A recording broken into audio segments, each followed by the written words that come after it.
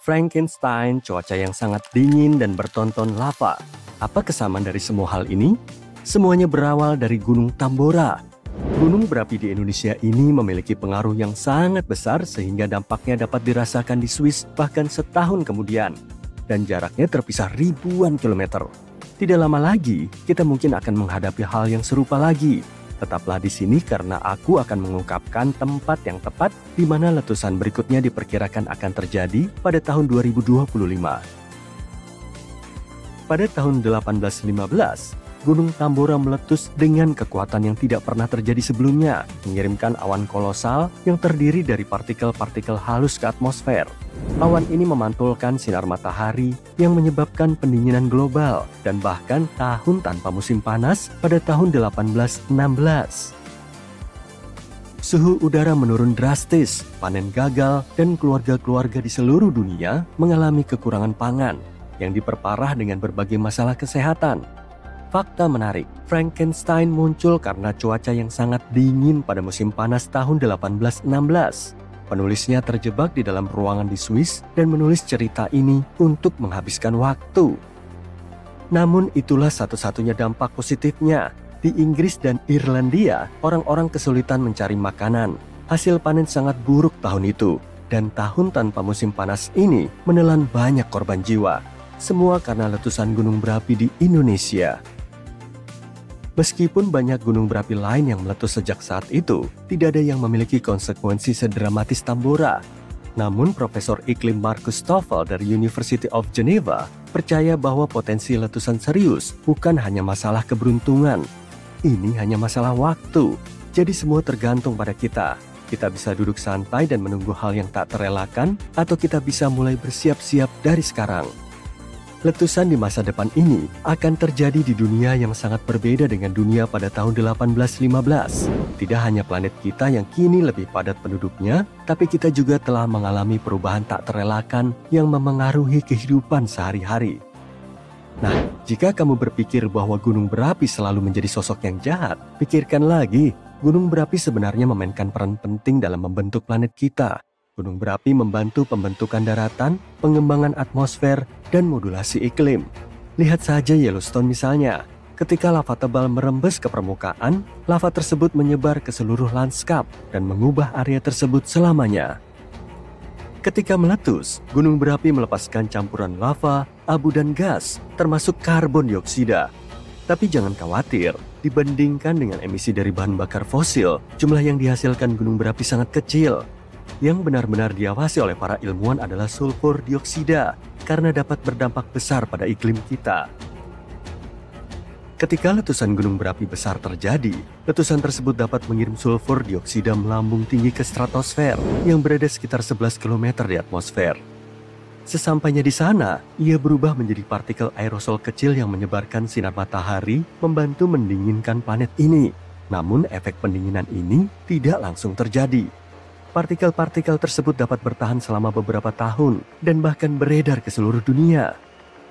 Saat ini kita punya peralatan khusus untuk memantau emisi sulfur dioksida dari luar angkasa. Contohnya Gunung Pinatubo di Filipina saat meletus pada tahun 1991. Gunung ini melepaskan sekitar 15 juta ton sulfur dioksida. Meskipun jumlah tersebut cukup besar, letusannya tidak sebesar letusan Tambora. Namun Pinatubo berhasil menurunkan suhu global sekitar 0,5 derajat Celcius selama beberapa tahun. Tambora di sisi lain menurunkan suhu global rata-rata sekitar minus 17 derajat Celcius. Aku tahu apa yang mungkin kamu pikirkan, itu nggak banyak, tapi percayalah, itu membuat perbedaan. Jika planet ini menghangat sekitar 17 derajat Celcius saja, hal ini akan mengacaukan permukaan air laut. Para ahli memperkirakan bahwa kita akan melihat kenaikan hingga 20 cm pada akhir abad ini. Hal ini dapat memusnahkan banyak lahan pertanian dan habitat pesisir yang akan menjadi pukulan besar bagi banyak komunitas. Jadi mungkinkah letusan gunung berapi yang dapat mendinginkan planet ini seperti mekanisme alami yang membantu kita? Tidak juga. Meskipun mendinginkan planet, jangan tertipu dengan berpikir bahwa ini adalah jenis kesejukan yang dibutuhkan planet kita. Pergeseran suhu seperti itu bisa sangat mengacaukan tanaman, seperti yang terjadi pada tahun 1816. Ada juga bukti bahwa letusan besar dapat mengganggu pola curah hujan yang menyebabkan kondisi yang lebih kering di wilayah monsun di Afrika dan Asia. Musim panas bergantung pada perbedaan suhu antara daratan dan lautan yang dapat diubah oleh aktivitas gunung berapi. Menariknya, iklim yang lebih hangat dapat meningkatkan efek pendinginan letusan gunung berapi. Para ahli menjelaskan bahwa pembentukan dan pergerakan partikel aerosol bergantung pada kondisi iklim. Ketika suhu global meningkat, sirkulasi udara yang lebih cepat dapat menghasilkan partikel aerosol yang lebih kecil, yang lebih efektif dalam menghamburkan sinar matahari dan dengan demikian mengintensifkan efek pendinginan. Lautan juga berkontribusi terhadap dinamika ini. Permukaan laut yang menghangat menciptakan lapisan bertingkat sehingga menghambat pencampuran air hangat dan dingin, yang dapat berarti bahwa letusan gunung berapi khususnya mendinginkan lapisan laut bagian atas dan atmosfer di atasnya, menurut Stoffel.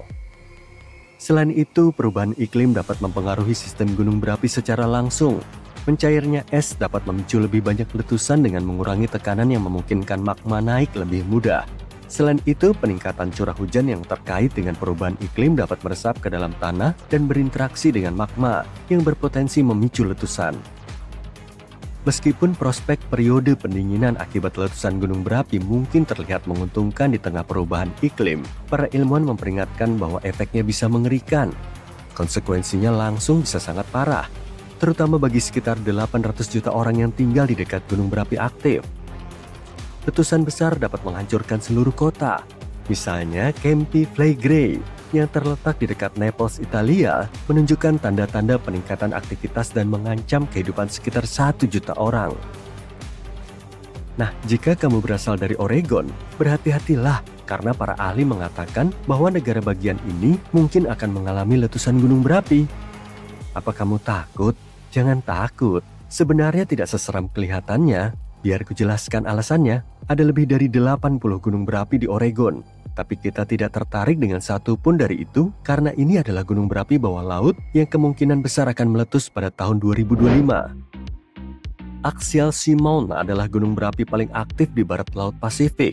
Namun sebagian besar tidak diketahui oleh publik karena lokasinya yang berjarak sekitar 480 km di lepas pantai dan hampir 1,6 km di bawah permukaan laut.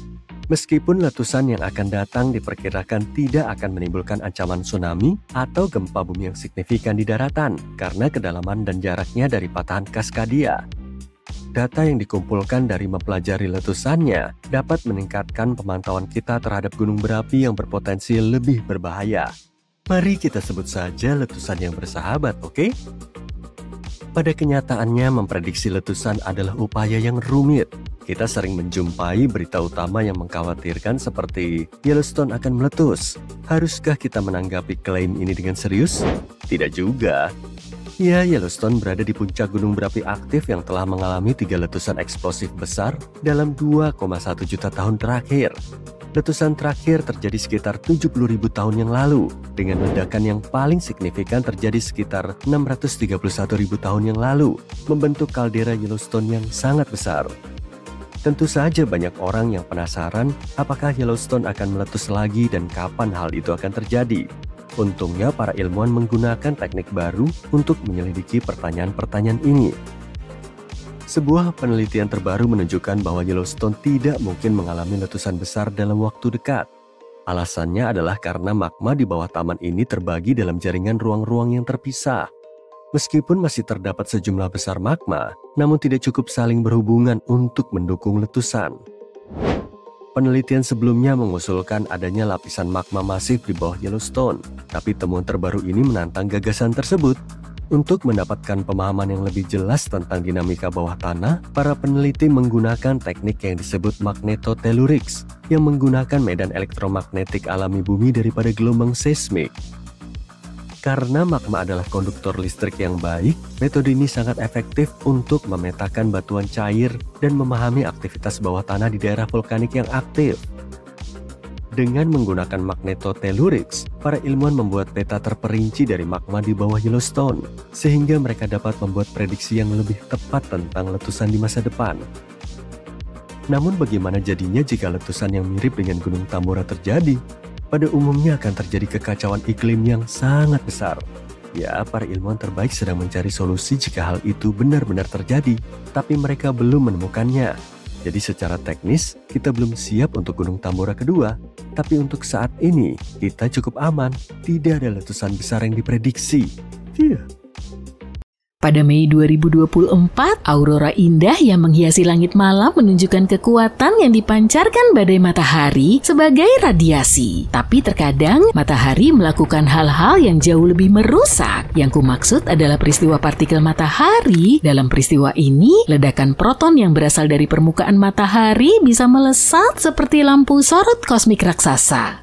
Menurut catatan, peristiwa partikel ekstrem menghantam bumi setiap 1000 tahun sekali. Peristiwa ini seringkali menyebabkan kerusakan parah pada lapisan ozon dan meningkatkan tingkat radiasi ultraviolet lebih dekat ke permukaan planet kita. Untungnya medan magnet bumi bertindak sebagai selimut pelindung yang kuat menangkis radiasi bermuatan listrik dari matahari. Dalam keadaan normal, medan ini berfungsi seperti magnet batang yang sangat besar dengan garis-garis medan yang naik dari satu kutub, melingkari planet, dan turun di kutub lainnya. Pola ini terkadang disebut limau gedang terbalik. Orientasi vertikal medan magnet di kutub ini memungkinkan sebagian radiasi kosmik yang mengionisasi melewati medan hingga ke atmosfer bagian atas. Di sana, radiasi tersebut berinteraksi dengan molekul gas dan menghasilkan cahaya yang kita kenal sebagai aurora. Tapi seiring waktu, gelembung pelindung bumi berubah. Pada abad lalu, kutub magnet utara bergerak melintasi Kanada bagian utara dengan kecepatan sekitar 40 km per tahun. Ditambah lagi, kutub magnet utara melemah lebih dari 6%. Lebih mengejutkan lagi, menurut catatan geologi, ada periode waktu selama berabad-abad dan ribuan tahun ketika medan magnet planet kita sangat lemah atau sama sekali tidak ada. Kita akan bahas masa-masa tragis itu nanti. Jika melihat Mars, kita bisa membayangkan seperti apa bumi tanpa gelembung pelindungnya. Planet merah ini sudah lama sekali kehilangan medan magnet globalnya, dan ketika medan ini lenyap, sebagian besar atmosfer Mars juga lenyap. Pada Mei tahun 2024, sebuah partikel matahari yang kuat menghantam planet ini. Peristiwa ini mengganggu operasi wahana Mars Odyssey dan menyebabkan tingkat radiasi di permukaan planet merah meningkat sekitar 30 kali lipat lebih tinggi daripada radiasi yang diterima manusia saat menjalani ronsen dada. Atmosfer luar matahari secara konstan memancarkan aliran elektron dan proton yang berubah-ubah yang disebut angin surya. Di saat yang sama, permukaan bintang ini juga menghasilkan semburan energi yang sebagian besarnya proton selama peristiwa partikel matahari. Semburan energi ini berkaitan dengan suar matahari, yaitu semburan radiasi elektromagnetik sangat kuat yang dapat berlangsung dari beberapa menit hingga beberapa jam. Proton jauh lebih berat daripada elektron dan membawa lebih banyak energi. Itulah kenapa proton dapat mencapai tingkat yang lebih rendah di atmosfer bumi, membuat molekul gas di udara bergejolak. Molekul-molekul yang bergejolak ini memancarkan sinar X yang tidak terlihat oleh mata telanjang. Puluhan bahkan ratusan peristiwa partikel matahari yang relatif lemah terjadi dalam setiap siklus matahari. Sekarang kita bahas siklus matahari sebentar. Dari kejauhan, matahari tampak tenang dan stabil, tapi kalau diperbesar, kamu akan melihat permukaannya terus mendidih dan bergolak. Permukaannya terus berubah dari lautan api yang seragam menjadi plasma yang meliuk-liuk dan kembali semula dalam siklus yang berulang. Setiap sekitar 11 tahun, medan magnet bintang kita menjadi kusut. Bayangkan sebuah bola dari karet gelang yang dililit dengan erat, seperti itulah gambarannya. Kemudian pada satu titik, gulungan itu putus dan membalik, mengubah kutub utara menjadi kutub selatan dan sebaliknya. Tepat sebelum peristiwa ini, aktivitas matahari meningkat. Matahari mulai memuntahkan gumpalan-gumpalan raksasa plasma yang berapi-api, memancarkan radiasi yang kuat, dan muncul bintik-bintik seukuran planet. Periode ini dinamakan solar maksimum. Ini adalah waktu yang cukup berbahaya bagi bumi karena sering dilanda badai matahari. Badai ini berpotensi mengganggu komunikasi dan merusak infrastruktur listrik. Lebih buruk lagi, badai matahari dapat membahayakan astronot di luar luar angkasa dan bahkan membuat satelit menabrak planet ini. Ketika siklus berakhir, matahari akan kembali ke titik solar minimum dan kemudian siklus baru dimulai. Kembali ke peristiwa partikel matahari, para peneliti telah menemukan jejak-jejak peristiwa matahari sangat kuat yang terjadi sepanjang sejarah bumi. Sebagian di antaranya ribuan kali lebih kuat dari yang pernah tercatat instrumen modern. Peristiwa partikel matahari yang sangat kuat ini terjadi kira-kira setiap beberapa milenium, yang terbaru terjadi sekitar tahun 993 Masehi. Di luar efek langsung yang ditimbulkannya, peristiwa partikel matahari dapat memicu rantai reaksi kimia di atmosfer bagian atas. Proses ini seringkali menyebabkan penipisan ozon, dan ini buruk. Ozon menyerap radiasi UV matahari yang berbahaya, yang tidak hanya dapat merusak penglihatan, tapi juga DNA makhluk hidup. Selain itu, perubahan jumlah ozon di atmosfer bisa memengaruhi iklim. Dalam sebuah penelitian terbaru, para peneliti menggunakan model komputer berukuran besar untuk meneliti pengaruh peristiwa partikel matahari yang ekstrim terhadap bumi. Mereka mendapati jika peristiwa proton matahari terjadi pada saat medan magnet bumi sangat lemah, maka kerusakan ozon dapat berlangsung selama 6 tahun dan tingkat radiasi UV bisa meningkat 25%, yang meningkatkan kerusakan DNA akibat matahari sekitar 50%. Dan tampaknya kombinasi dramatis dari medan magnet yang lemah dan peristiwa proton matahari yang ekstrem ini cukup sering terjadi. Beberapa peneliti percaya hal ini bahkan bisa menjelaskan beberapa kejadian misterius di masa lalu planet kita. Sebagai contoh, periode medan magnet lemah yang paling baru dimulai 42.000 tahun lalu dan berlangsung sekitar 1.000 tahun. Periode ini mencakup peralihan sementara kutub utara dan selatan. Beberapa peristiwa evolusi besar terjadi selama periode tersebut, misalnya Neanderthal terakhir lenyap di Eropa bersamaan dengan kepunahan megafauna berkantung di Australia. Ya, sayangnya kita tidak akan melihat wombat dan kanguru raksasa lagi. Satu lagi peristiwa evolusi yang lebih besar mungkin juga terkait dengan medan geomagnet bumi. Hewan multiseluler muncul di akhir periode Ediacara yang dimulai sekitar 635 juta tahun lalu. Dan itu terjadi setelah periode 26 juta tahun dengan medan magnet yang sangat lemah atau bahkan tidak ada sama sekali.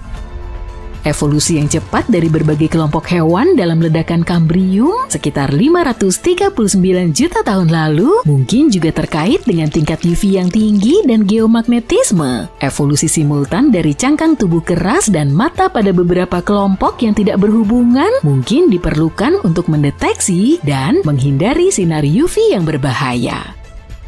Pembalikan kutub magnet bumi secara total dapat berdampak serius pada iklim planet kita. Untungnya pembalikan seperti itu tidak terjadi dalam semalam. Seluruh prosesnya berlangsung selama ribuan tahun. Selain itu, meskipun kutub magnet melemah selama pembalikan kutub magnet tidak hilang sepenuhnya. Itulah sebabnya magnetosfer terus melindungi planet kita dari sinar kosmik dan partikel-partikel matahari yang bermuatan, meskipun mungkin ada sejumlah partikel yang berhasil mencapai permukaan bumi.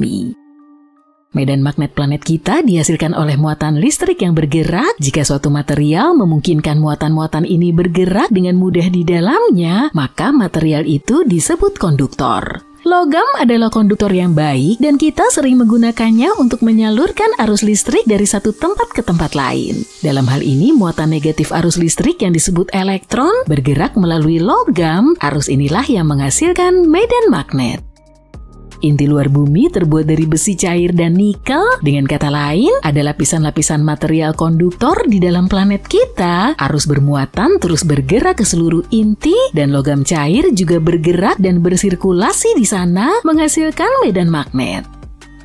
Medan magnet ini sebagai gantinya menghasilkan sesuatu yang menyerupai gelembung di sekeliling planet. Gelembung ini disebut magnetosfer dan terletak di atas lapisan atmosfer paling atas. Lapisan ini melindungi dan membelokkan radiasi sinar kosmik berenergi tinggi yang jika tidak akan sangat berbahaya bagi manusia dan bentuk kehidupan lainnya di bumi.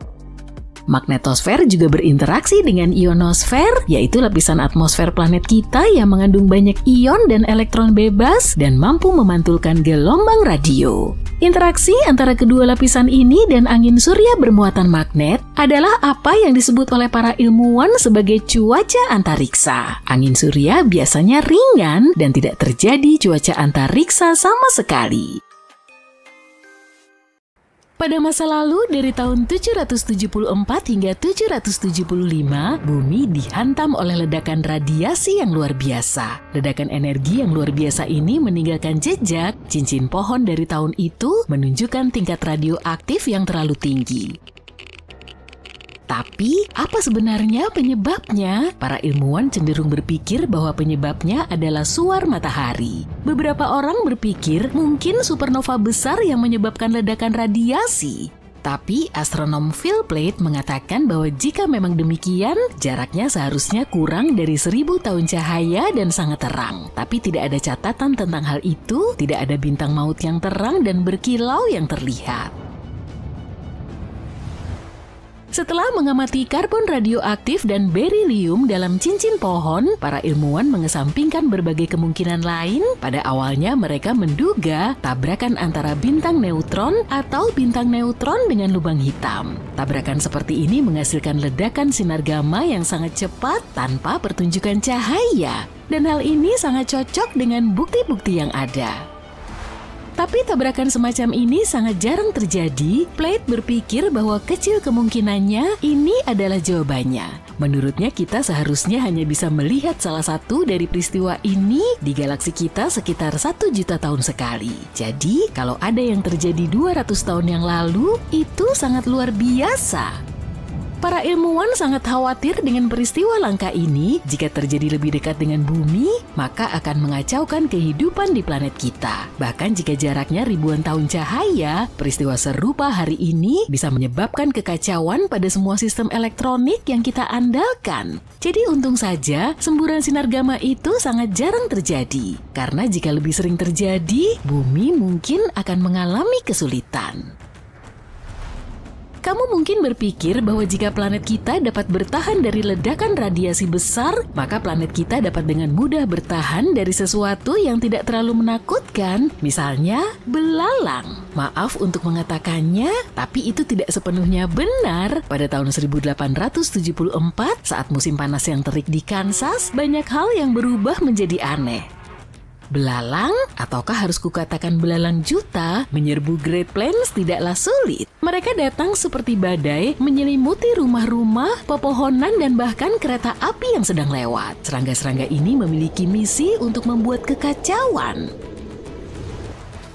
Para petani harus berjuang keras untuk melindungi sumur mereka dan apa saja yang bisa diselamatkan. Belalang juta mendarat di mana-mana, merusak apa saja yang terlihat. Domba-domba yang malang pun kehilangan bulunya. Belalang juta bahkan melucuti cat gerobak dan gagang garpu rumput. Begitulah kerusakan yang ditimbulkan oleh belalang juta. Ternak mencoba melawan dengan memakannya, tetapi jumlah serangga ini terlalu banyak. Tahun itu, serangga-serangga tersebut menyebabkan kerusakan tanaman senilai $200 juta. Invasi belalang juta begitu hebatnya sampai-sampai Angkatan Darat Amerika Serikat turun tangan untuk membantu. Pada akhirnya, belalang juta mulai menghilang, menghindarkan Great Plains dari kehancuran lebih lanjut. Bencana alam bahkan bisa lebih tak terduga daripada ledakan radiasi dari luar angkasa dan serangan belalang juta. Lihatlah ini, bulan Juni 2017, penggembala rusa kutub di barat laut Siberia sedang mengurus urusan mereka sendiri. Mereka tiba-tiba mendengar suara ledakan keras dan melihat asap membumbung tinggi dari tanah. Jika itu terjadi padaku, aku harus mengganti celanaku, maaf. Kemudian mereka menemukan lubang besar dengan lebar sekitar 7 meter dan kedalaman hampir 20 meter, serta dikelilingi oleh bongkahan es dan tanah. Ternyata ada lebih dari 17 lubang hitam di daerah tersebut. Lubang-lubang itu dipenuhi dengan air gambut dan diselimuti misteri. Beberapa orang mengira itu adalah lubang runtuhan, sementara yang lain yakin bahwa lubang-lubang itu ditinggalkan oleh uji coba perangkat rahasia atau bahkan sekumpulan meteorit. Sekarang, gagasan terbaru adalah bahwa lubang-lubang ini sebenarnya adalah kawah yang disebabkan oleh artik yang memanas dan mencairkan tanah beku. Teori ini menyatakan bahwa ketika tanah mencair, kantong-kantong gas yang terperangkap di bawah permukaan akan meledak dan menciptakan lubang-lubang yang dramatis. Rupanya kawah-kawah menakutkan ini telah muncul di titik-titik tertentu di Siberia, di mana patahan geologi kuno telah membocorkan gas alam panas selama berabad-abad. Kombinasikan itu dengan sisa metana dari sedimen danau tua, dan kamu akan mendapatkan resep untuk beberapa kejutan eksplosif saat planet ini memanas. Kamu belum takut? Oke, mungkin kamu takut kegelapan? Kalau demikian, kamu tidak akan menyukainya di tahun 536. Ini adalah tahun ketika dunia mengalami masa kegelapan selama 18 bulan. Kabut misterius menyelimuti Eropa, Timur Tengah, dan sebagian Asia, menghalangi sinar matahari dan menyebabkan kekacauan. Rasanya seperti abad kegelapan, tapi nyata. Ternyata penyebab utama di balik kabut ini adalah letusan gunung berapi di Islandia. Letusan ini menyebarkan abu ke seluruh belahan bumi utara, menyebabkan suhu turun dan panen gagal. Orang-orang kedinginan dan kelaparan, semuanya kacau. Para sejarawan di masa lalu bahkan membicarakan betapa anehnya hal itu. Matahari tampak seperti bulan, musim panas terasa sangat dingin, dan bahkan Tiongkok memiliki salju di musim panas. Itu semua karena abu vulkanik yang menghalangi sinar matahari. Dan yang lebih buruk lagi, periode kegelapan ini memicu awal mula wabah pes pada tahun 541. Benar-benar waktu yang sulit untuk hidup. Yuk kita kembali ke Siberia dengan cepat. Pada tahun 1908, jauh di belantara Siberia, sebuah asteroid singgah untuk melakukan kunjungan yang tak terduga. Hari ini kita mengenalnya sebagai asteroid Tunguska, tapi namanya tidak langsung didapat begitu saja. Penduduk setempat hanya melihat sekilas pertunjukan itu, bola api terang yang melesat melintasi langit, diikuti dengan ledakan besar. Pohon-pohon beterbangan, api berkobar, dan hewan-hewan juga tidak terlalu senang dengan kejadian itu. Tapi karena daerah itu sangat terpencil, tidak banyak orang yang memperhatikannya. Selama hampir 2 dekade, tidak ada yang mau repot-repot memeriksa situs Tunguska. Orang-orang saat itu memiliki banyak hal yang harus dikerjakan. Tapi para ilmuwan akhirnya berhasil sampai di sana dan menemukan bukti-bukti dari hantaman asteroid tersebut. Dalam ekspedisi selanjutnya, mereka menemukan beberapa mikropartikel antariksa. Maju cepat ke masa kini, dan NASA memiliki seluruh program pertahanan planet yang sedang berjalan. Mereka bahkan mengirimkan misi untuk menguji teknologi penangkis asteroid, karena siapa yang tahu kapan batu kosmik berikutnya akan mengetuk pintu rumah kita kan? Pada pertengahan abad ke-19, ada satu lagi badai matahari epik yang disebut peristiwa Carrington. Mungkin tidak terdengar seperti masalah besar bagimu, tapi badai ini memiliki konsekuensi yang cukup berat. Keesokan harinya setelah badai, bumi dihantam badai geomagnetik besar yang membuat telegraf keluar dari jalurnya dan membawa aurora ke daerah tropis. Dan ini adalah tempat di mana aurora biasanya tidak pernah muncul. Ternyata semua kegilaan cuaca antariksa ini berawal dari hal-hal aneh yang terjadi di permukaan matahari, seperti bintik matahari. Dari bintik-bintik ini, suar matahari dan benda-benda elektromagnetik lainnya bisa muncul dan mengacaukan teknologi kita. Badai matahari yang sangat besar seperti ini bisa melesat keluar dari matahari dengan kecepatan hingga 2.896 km per detik. Badai ini bisa mengandung miliaran ton materi matahari, lengkap dengan medan magnet kecil yang lancang, dan suka mengacaukan medan magnet bumi saat bertemu. Sekarang dengarkan baik-baik ya, kita semakin dekat dengan maksimum matahari berikutnya pada 2025. Jadi inilah saat yang tepat untuk melihat sejarah badai matahari terburuk seperti peristiwa Carrington dan memperhatikannya. Bayangkan jika badai serupa terjadi hari ini, kiamat internet teman-teman, bisnis akan menjadi offline dan kita akan menghadapi beberapa kerusakan serius.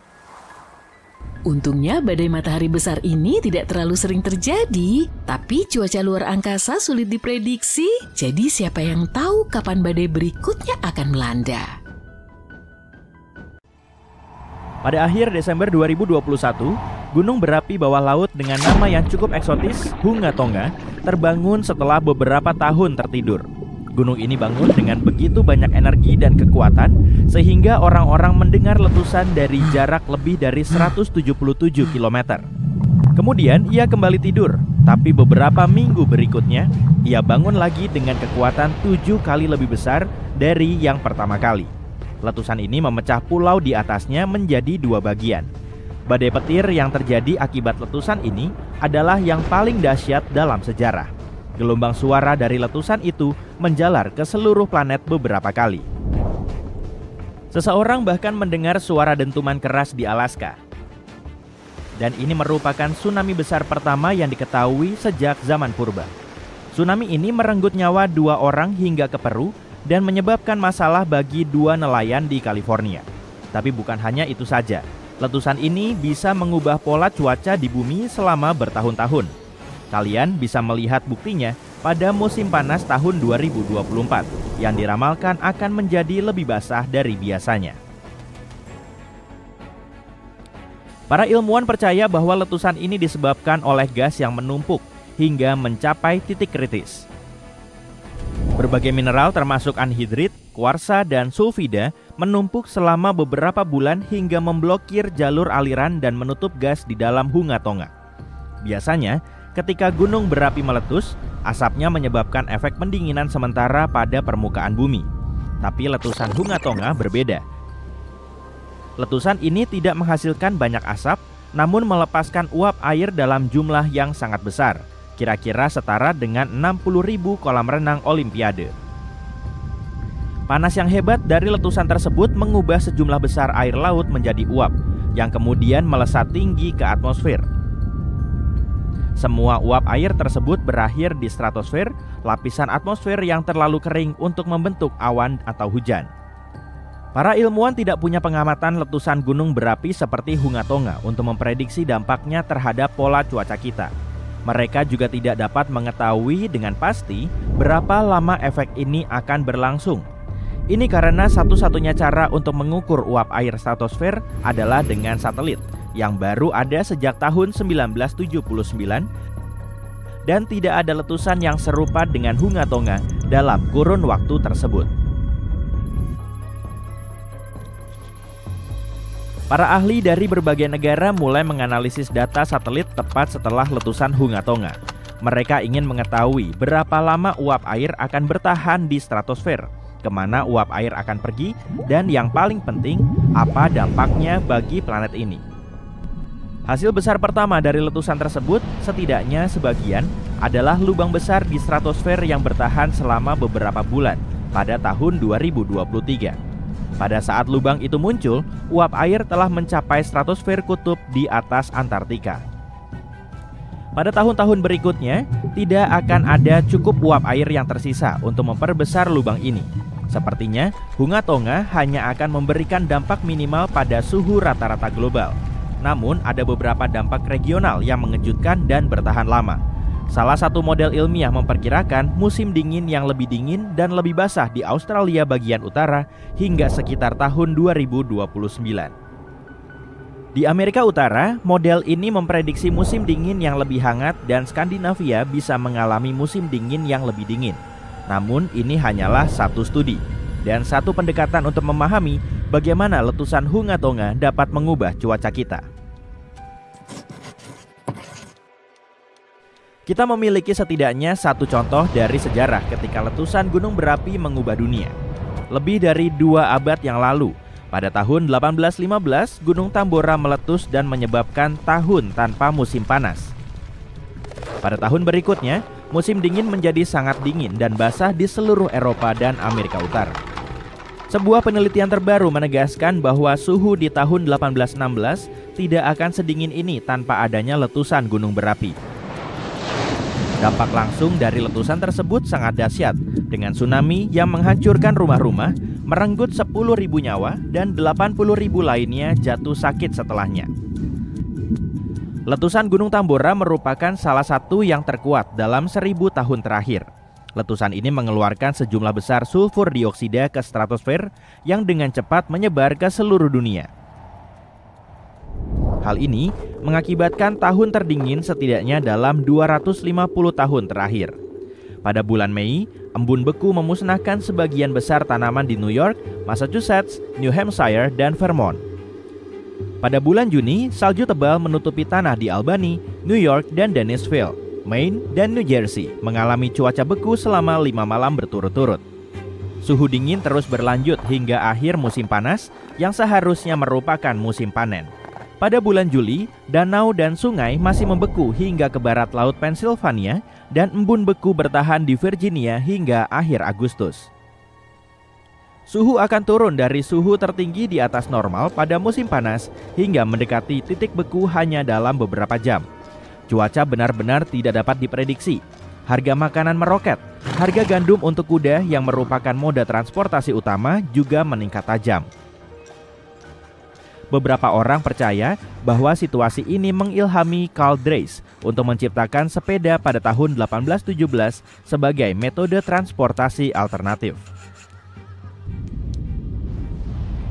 Tambora mengubah pola cuaca secara total, bukan hanya 1 tapi 3 tahun. Seluruh planet menjadi lebih dingin, dan karena gagal panen, mungkin setidaknya 1 juta orang kelaparan. Para ilmuwan tidak memiliki bukti kuat tentang letusan gunung berapi yang memakan korban lebih banyak daripada Tambora. Namun, letusan Krakatau di Indonesia pada tahun 1883 lebih terkenal daripada Tambora karena informasi tentang letusan tersebut menyebar ke seluruh dunia melalui telegram dan foto. Ledakan terakhirnya merupakan suara yang tercatat paling keras dalam sejarah dan orang-orang dapat mendengarnya di 10% dari seluruh permukaan bumi. Letusan ini memicu tsunami dengan gelombang setinggi setengah dari patung Liberty. Namun letusan ini tidak sedahsyat letusan Tambora. Pulau yang pernah menjadi tempat tinggal Krakatau lenyap akibat letusan tersebut, namun letusan baru dimulai kurang dari 50 tahun kemudian dan menciptakan kerucut anak Krakatau di tengah kaldera letusan lama. Gunung berapi baru ini masih aktif dari waktu ke waktu. Letusan Gunung Vesuvius yang meruntuhkan Pompei adalah salah satu bencana gunung berapi yang paling terkenal dalam sejarah. Letusan ini memakan korban jiwa sekitar 2.000 orang, jauh lebih sedikit dibandingkan Tambora. Menurut seorang penulis Romawi terkenal pada masa itu, letusan tersebut berlangsung selama 18 jam. Pompei ditutup oleh lapisan abu dan batu apung yang lebih tebal dari 2 kali tinggi rata-rata manusia. Garis pantai di dekatnya juga berubah secara drastis.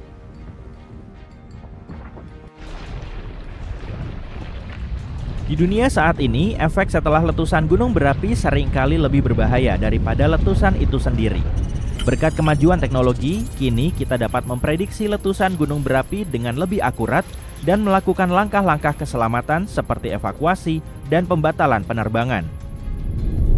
Namun, masih ada banyak resiko dengan perubahan pola cuaca dan kekeringan di seluruh dunia, terutama di daerah-daerah seperti India, Asia Timur, dan Afrika Timur yang dipengaruhi oleh angin muson.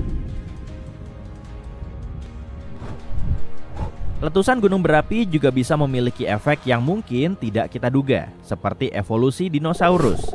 Dinosaurus dulunya seukuran kucing, menunggu waktunya untuk bersinar. Itu terjadi sekitar 230 juta tahun yang lalu. Masa ini dikenal sebagai episode Karnian pluvial. Sebelumnya, Pangaea adalah superkontinen yang kering dan gersang. Namun kemudian terjadi 4 peristiwa vulkanik besar yang memompa karbon dioksida dalam jumlah besar ke atmosfer. Suhu dan kelembapan global melonjak karenanya. Letusan besar ini kemungkinan besar terjadi karena letusan provinsi Rangelia Large Igneous di tempat yang sekarang disebut British Columbia dan Alaska. Aktivitas vulkanik yang berkepanjangan ini menciptakan kondisi yang tepat bagi dinosaurus untuk berkembang dan menjadi beragam, dan juga untuk munculnya kelompok lain seperti tumbuhan runjung modern, pakis, buaya, kura-kura, serangga, dan mamalia purba. Dengan suhu yang lebih tinggi dan curah hujan yang lebih banyak, Tanaman darat telah berevolusi dan tanaman yang menyukai kelembapan menjadi dominan. Tanpa perubahan-perubahan di dunia, kita mungkin akan memiliki sejarah alam yang sama sekali berbeda. Ada beberapa bukti kuat bahwa aktivitas gunung berapi telah benar-benar mengubah pola cuaca saat itu. Para ilmuwan telah menemukan lapisan-lapisan dalam inti bumi yang menunjukkan jenis karbon yang berbeda. Ini berarti ada 4 pelepasan karbon dioksida secara besar-besaran ke atmosfer. Data mengenai merkuri dan karbon secara bersamaan menunjukkan bahwa lonjakan tingkat merkuri disebabkan oleh peristiwa vulkanik besar yang memengaruhi siklus karbon global dan bukan hanya letusan lokal. Ya, sejak tahun 2000, dunia telah dilanda lebih dari 1.700 gempa bumi dengan kekuatan lebih besar dari 5 skala Richter. Sebagian besar terjadi di sekitar cincin api yang terletak di Samudra Pasifik. Di Amerika Utara, ancaman terbesar adalah garis patahan San Andreas yang bisa menciptakan gempa bumi berkekuatan lebih besar dari yang lain, sehingga mendapat julukan The Big One. Potensi kehancuran California adalah prospek menakutkan yang dapat menimbulkan konsekuensi yang tak terbayangkan. Namun, The Big One hanyalah awal dari apa yang akan datang. Kabar buruknya, para ilmuwan meramalkan sebuah peristiwa yang menghancurkan bumi yang akan terjadi pada tahun 2030. Suka atau tidak, ada 70% kemungkinan kita akan mengalami The Big One. Dan itu adalah gempa bumi dengan kekuatan 6,7 skala Richter. Garis patahan San Andreas akan menyebabkan gempa besar, tapi yang menakutkan adalah kita tak bisa memprediksinya. Di sisi lain, gempa bumi besar terjadi setiap 100 tahun sekali. Ini berarti selalu ada waktu untuk mempersiapkan diri menghadapi bencana alam. Jika kembali ke masa lalu, kita akan melihat beberapa gempa bumi besar seperti yang meluluh lantakan San Francisco dan Fort Tahoe. Bangunan yang dibuat di masa lalu tidak tahan gempa dan akan runtuh. Bahkan jika masih berdiri, kamu dilarang memasukinya. Tapi bangunan bukanlah bagian yang paling berbahaya. Kamu harus waspada terhadap kabel listrik dan pipa gas. Rumah di atas bukit mungkin indah, tapi sangat tidak aman. Saat gempa bumi, bukit bisa berubah menjadi tanah longsor besar yang menghancurkan semua yang dilaluinya. Ucapkan selamat tinggal pada perjalanan darat karena semua jalan akan hancur. Kamu harus punya persediaan air dan makanan karena tidak akan bisa pergi ke supermarket. Bencana ini tidak akan murah. Amerika Serikat akan butuh sekitar 200 miliar dolar untuk pulih dari gempa. Setidaknya gempa ini tidak akan memicu tsunami, tapi ada sesuatu yang bisa menyebabkan kerusakan lebih besar daripada The Big One. Zona subduksi Cascadia yang terkenal dimulai dari California dan berakhir di Vancouver, Kanada.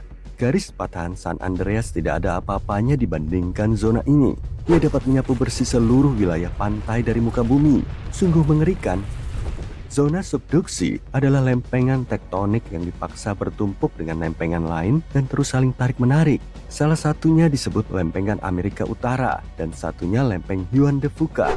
Zona seperti ini berbahaya karena merupakan titik-titik rawan aktivitas gempa bumi dan sangat berbahaya karena menyebabkan gempa bawah laut yang besar. Tapi lokasinya di bawah air. Jadi apa dampaknya pada kita? Lempeng semacam ini bisa menyebabkan tsunami raksasa, membanjiri kota-kota, dan menghancurkan garis pantai. Saat ini, zona yang paling aktif adalah cincin api.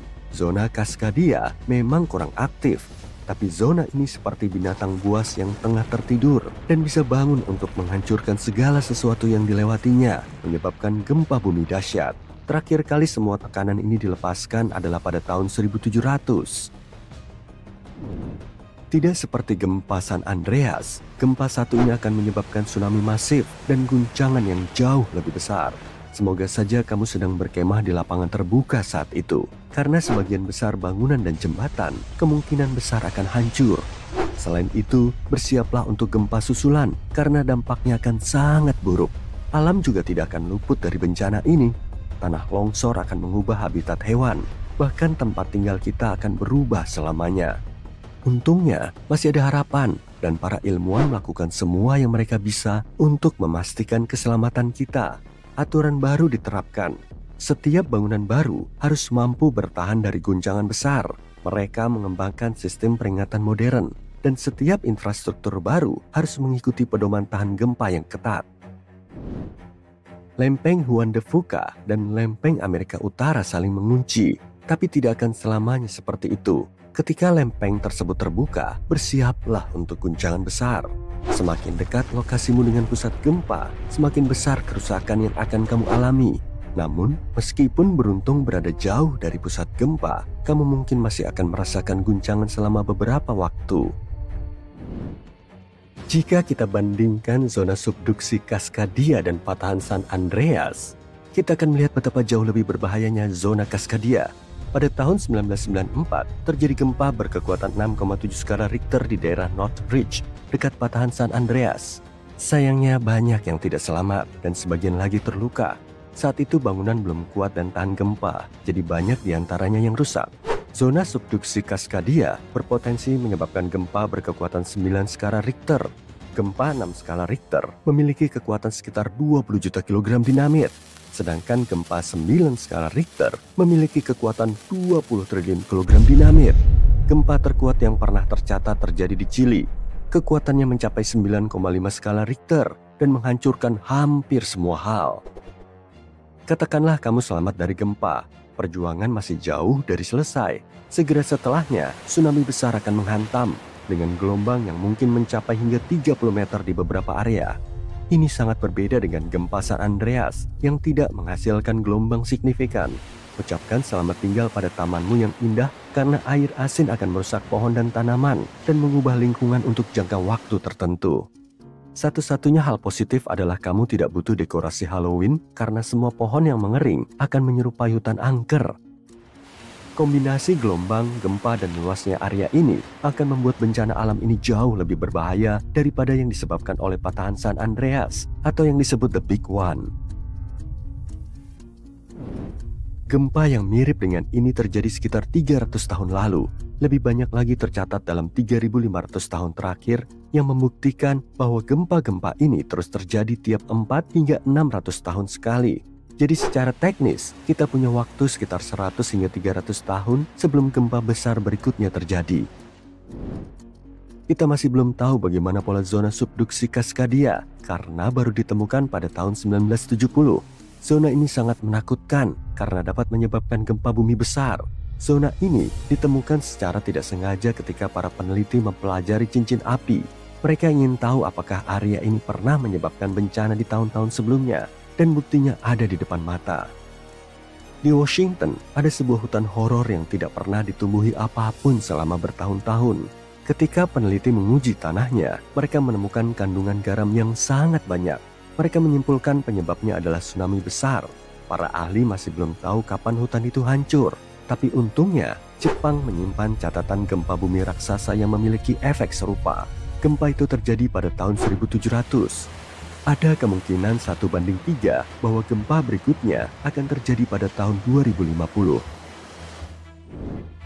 Kamu harus tahu cara selamat dari gempa bumi Kanada dengan aman. Jadi dengarkan baik-baik. Mereka yang tinggal di daerah ini hampir tidak memiliki pengalaman menghadapi gempa bumi seperti ini. Selamat dari gempa relatif mudah, tapi tsunami yang datang setelahnya menjadi bahaya yang sebenarnya. Setelah goncangan, pergilah ke daratan tertinggi. Bawalah hanya barang-barang penting seperti makanan dan air. Ya, tinggalkan koleksi kartu bisbolmu di rumah. Setelah hantaman pertama, jangan coba untuk turun. Para ahli seismologi mengatakan bahwa kemungkinan besar akan ada beberapa gelombang lagi, dan ini telah dibuktikan. Pada tanggal 22 Mei 1960, ahli seismologi Jerry Aston dan 4 temannya pergi ke Hawaii untuk melihat tsunami yang diperkirakan akan terjadi sekitar tengah malam. Mereka menyiapkan peralatan di jembatan Wailuku dengan rute pelarian yang telah direncanakan. Jembatan ini hancur pada tsunami sebelumnya, tapi jembatan yang baru jauh lebih tinggi dan lebih baik. Lewat tengah malam, air mencapai ketinggian 1,2 meter di atas permukaan rata-rata. Gelombang kedua menghantam setengah jam setelah tengah malam, dan air naik setinggi 2,7 meter pada pukul 1. Air mulai turun dan mencapai ketinggian 2,1 meter, namun kengerian masih jauh dari selesai. Selanjutnya, mereka melihat gelombang setinggi 6 meter. Ini menunjukkan bahwa tsunami tidak dapat diprediksi dan kita harus mendengarkan para ahli agar tetap aman. Gerhana matahari sangat menakjubkan untuk disaksikan karena bulan dan matahari tampak tumpang tindih dengan sempurna di langit kita. Meskipun matahari jauh lebih besar, sekitar 400 kali lipat. Masalahnya, bulan juga 400 kali lebih dekat ke planet kita sehingga ukurannya terlihat sama bagi kita. Sayangnya pada suatu saat dalam sejarah planet kita, gerhana matahari tidak akan terjadi lagi. Bulan sebenarnya bergerak menjauh dari bumi, bergeser sekitar 4 cm setiap tahunnya. Karena pergerakan ini, bulan tidak akan lagi sepenuhnya menghalangi matahari. Para ahli di NASA kemudian menghitung kapan gerhana matahari terakhir akan terjadi. Mereka mengatakan bahwa itu masih akan memakan waktu sekitar 600 juta tahun lagi. Jadi bisa dikatakan tidak ada satupun dari kita yang akan berada di sini untuk melihatnya. Ngomong-ngomong tentang hal-hal yang tidak akan kita lihat seumur hidup kita mungkin perlu menambahkan bintang yang meledak ke dalam daftar itu. Kita tahu seperti apa bentuk bintang ketika mereka memudar karena teleskop, tapi kita tidak akan pernah melihat bintang dengan mata telanjang meledak di atas kita. Betelgeuse mungkin terdengar asing, tapi asal kamu tahu kalau bintang ini merupakan bintang super besar merah yang berada 1000 tahun cahaya dari bumi. Yang istimewa dari bintang ini adalah ia bisa saja meledak dan menampilkan pemandangan yang belum pernah dilihat dari bumi. Bintang ini selalu menjadi misteri kapan ia akan meledak. Yang kita tahu, Betelgeuse sedang berada di tahap akhir pembakaran karbon inti dan fase pembakaran karbon ini biasanya berlangsung sekitar 1000 tahun. Perubahannya, kita tidak akan melihat bintang-bintang yang runtuh dalam waktu dekat, tapi karena peristiwa ini kemungkinan besar tidak berbahaya bagi planet kita, maka peristiwa ini akan menjadi sesuatu yang menarik untuk dinanti-nantikan oleh generasi mendatang. Selain itu, jika kamu penasaran untuk melihat Betelgeuse di langit malam, biasanya terlihat pada malam hari di bulan Januari dan Februari, dan pada awal Agustus, kamu bisa melihatnya sebelum matahari terbit. Bintang ini memiliki rona oranye merah yang unik, sempurna untuk menunjukkan kepada mereka yang skeptis bahwa bintang memang memiliki warna. Planet kita juga akan mengalami banyak perubahan di masa depan. Jika kita bisa melakukan perjalanan jutaan tahun ke depan, kita mungkin tidak akan mengenali peta planet kita sama sekali. Saat ini bumi memiliki 7 benua, tapi tidak selalu seperti itu dan kemungkinan besar akan berubah di masa depan. Sekitar 310 juta tahun yang lalu, bumi memiliki sebuah benua besar yang disebut Pangaea. Sekitar 180 juta tahun yang lalu, bumi mulai pecah dan sekarang para ilmuwan berpikir bahwa dalam 200 juta tahun ke depan, kita mungkin akan melihat benua besar lainnya terbentuk. Bahkan kita mungkin berada di tengah-tengah pembentukan benua super ini. Ada 4 skenario utama tentang bagaimana daratan baru ini bisa terbentuk, masing-masing dengan twistnya sendiri. Semuanya terkait dengan bagaimana Pangaea terpecah dan bagaimana benua-benua kita masih terus bergerak. Hari-hari kita, siklus 24 jam yang kita jalani, perlahan-lahan juga semakin panjang. Perubahan yang terjadi secara perlahan ini pada akhirnya akan mengarah pada hari-hari yang panjangnya 25 jam. Inilah alasan mengapa hal itu terjadi. Rotasi bumi, perputaran yang kita lakukan setiap hari, menjadi sedikit lebih lambat setiap tahunnya, dan itu semua berkat bulan. Itu karena satelit kita ini mencuri sebagian energi bumi. Kita tahu hal ini terjadi karena adanya sebuah alat canggih yang disebut Laser Ranging Retroreflector. Alat ini menembakkan sinar laser ke bulan dan ketika sinar itu memantul kembali ke bumi, butuh waktu sedikit lebih lama untuk kembali. Penundaan kecil ini merupakan petunjuk bahwa hari-hari kita semakin panjang. Jadi, berapa lama lagi sampai kita bisa mendapatkan 1 jam ekstra setiap hari untuk menyelesaikan daftar tugas kita? Nah, para ahli di NASA telah melakukan perhitungan selama 1 abad terakhir, hari-hari kita bertambah panjang sekitar 1,4 milidetik. Jika kita memperkecil dan melihat 2000 tahun terakhir dengan menggunakan catatan sejarah gerhana matahari, hari kita telah memanjang rata-rata 2,5 milidetik setiap abadnya. Di samping perhitungan yang membosankan, kita akan membutuhkan sekitar 50.000 tahun untuk menambahkan 1 detik ekstra pada hari kita. Itu berarti dibutuhkan 180 juta tahun agar satu hari di bumi memiliki 25 jam. Tentu saja jika tidak ada hal lain yang terjadi dengan rotasi planet kita selama itu. Bima Sakti dan salah satu tetangga terdekatnya, Andromeda, berencana untuk bergabung di suatu tempat di masa depan. Kita tidak akan berada di sini untuk mengalami interaksi ini, tapi mungkin tidak akan terasa banyak perubahan dari bumi. Tabrakan galaksi mungkin tampak tidak biasa, terutama karena kita tahu alam semesta mengembang. Jika galaksi-galaksi bergerak semakin menjauh, mengapa mereka masih bisa bertemu satu sama lain?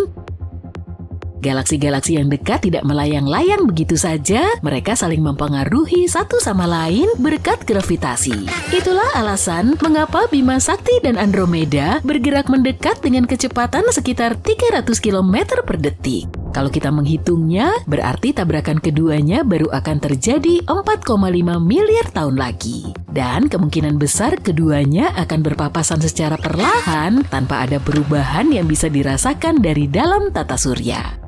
Akan tiba saatnya di masa depan ketika cincin es Saturnus yang menakjubkan itu tidak akan ada lagi, setidaknya menurut penelitian terbaru. Misi Cassini milik NASA yang menghabiskan waktunya mengorbit Saturnus antara tahun 2004 hingga 2017 telah mengumpulkan sejumlah informasi baru mengenai cincin-cincin tersebut dan kapan cincin-cincin itu akan menghilang. Para ilmuwan telah lama memperdebatkan berapa usia cincin Saturnus. Sebagian orang mengira bahwa bintang-bintang itu pasti masih sangat muda karena masih sangat terang dan dingin. Mereka mengira bahwa selama miliaran tahun, cincin-cincin itu pasti sudah aus dan menjadi gelap akibat semua benda angkasa yang menabraknya. Bahkan ada kemungkinan cincin-cincin ini masih terbentuk ketika dinosaurus masih berkeliaran di bumi. Ketika benda-benda asing menyelinap masuk ke dalam cincin, benda-benda itu mendorong materi dari lingkaran terdalam menuju Saturnus dengan kecepatan yang cukup tinggi. Akibatnya, Cassini melihat cincin-cincin itu kehilangan bertonton massa setiap detiknya. Artinya, cincin-cincin ini tidak akan terlihat dalam waktu yang lama, setidaknya dalam jangka waktu kosmik. Cincin-cincin itu diperkirakan hanya akan bertahan selama beberapa ratus juta tahun. Kita mungkin juga akan melewatkan peristiwa kosmik berikutnya, tapi hampir tidak. Itu karena menurut beberapa perkiraan, peristiwa ini mungkin terjadi hanya dalam waktu 100 tahun lagi. Medan magnet bumi mungkin akan runtuh, membalikan kutub utara dan selatannya. Para peneliti menyatakan selama 3.000 tahun terakhir, medan magnet planet kita terus mengalami penurunan dan jika tren ini terus berlanjut, kita mungkin akan mencapai titik kritis dalam waktu kurang dari 1.000 tahun. Agar kutub-kutub planet bisa berganti, medan magnet harus melemah sekitar 90% dan ini membutuhkan waktu ribuan tahun. Selama fase rentan ini, planet kita kehilangan perisai magnetik pelindungnya dan membiarkan lebih banyak sinar kosmik dari luar angkasa. Terakhir kali peristiwa pembalikan kutub ini terjadi hampir 800.000 tahun yang lalu. Masalahnya saat ini kita berada di salah satu fase paling berisiko. Medan magnet semakin melemah, tapi ada kemungkinan ia akan kembali menguat. Namun dengan laju penurunannya saat ini, dia bisa menukik ke titik nol hanya dalam beberapa abad atau milenium. Dan kita sudah menyaksikan dampak dari melemahnya medan magnet pada satelit-satelit kita. Di bentangan luas Samudra Atlantik antara Amerika Selatan dan Afrika terdapat wilayah di mana medan magnet bumi 3 kali lebih lemah daripada di kutub. Para ilmuwan menyebutnya anomali Atlantik Selatan. Satelit yang melewati zona ini selalu mengalami masalah elektronik. Tidak ada yang tahu mengapa wilayah dengan medan lemah ini muncul sejak awal dan prediksi pergerakannya di masa depan masih belum bisa dipastikan. Salah satu teori yang ada adalah pusaran air yang berputar-putar dalam inti luar logam cair bumi mungkin menjadi penyebabnya mendorong medan magnet menjauhi Atlantik Selatan. Pemikiran lainnya adalah bahwa medan magnet di wilayah ini mengarah ke arah yang salah seperti sebuah kutub mini yang terbalik.